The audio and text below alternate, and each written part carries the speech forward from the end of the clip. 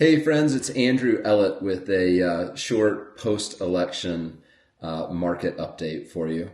And for the past several months, we've seen a very noticeable slowdown in the real estate market. This was really due mainly to two factors. First, at the beginning of 2024, we were expected to see multiple and meaningful interest rate cuts, and that really never materialized. And that ended up causing a lot of reluctance on behalf of buyers that either wouldn't or couldn't purchase in 2024 because of the interest rates. Additionally, there was a reluctance from sellers to sell because they didn't want to leave a historically low interest rate that they may have, 2.8, 3, 3.2, in order to purchase another home in the sixes or the sevens. The biggest factor, though, in 2024, at least the second half, was the pre-election jitters that started earlier this summer. Now, it's not uncommon to see buyers pump the brakes a few months before an election, but this year it started much earlier and was much more pronounced. And because Jackson Hole is a strong second home market, many buyers decided to wait until they had a clearer picture of the post-election economics for the next 4 years. So it's now been over a week since the presidential election, and while your candidate may or may not have won the election, I think we can all feel optimism in the market now that the presidential election is behind us. Both candidates were either part of the current administration or the past administration, so we do have a good idea of how they'll handle economic policy going forward.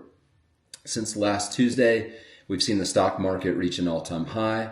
The S&P broke 6,000 for the first time, and the Federal Reserve reduced their rate by 1/4 of a point, which in turn also dropped mortgage rates slightly. The bigger question, though, is how will this impact the overall market in general, and more specifically, the local real estate market? This is a complicated, nuanced question, certainly, but Goldman Sachs predicts a healthy economy with around 4% return between now and the end of the calendar year. Investors have re-engaged since the election, buying financials, small caps, technology, and energy stocks that were successful investments shortly after the presidential election in 2016. And additionally, the S&P 500 is projected to climb by 9% to 6,300 by the end of next year.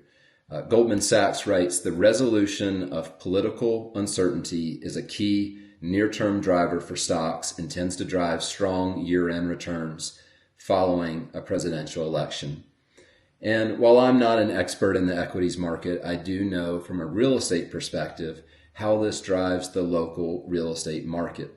My prediction for 2025 is that the real estate market is going to take off like a jet. That was certainly the sentiment of the National Association of Realtors annual meeting last week in Boston, and they believe that the U.S. real estate market has hit the bottom after a very sluggish 2023 and a dismal recovery in 2024. NAR's chief economist Larry Yoon estimates that in 2025, sales of existing homes will increase by 9% and new home sales will increase by 11% compared to this year.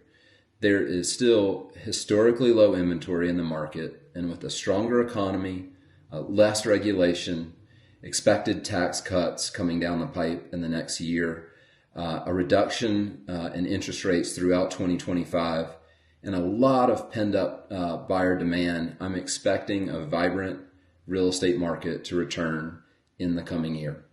So thanks as always for tuning in. If I can ever be of service, please reach out and have a great week. Bye-bye.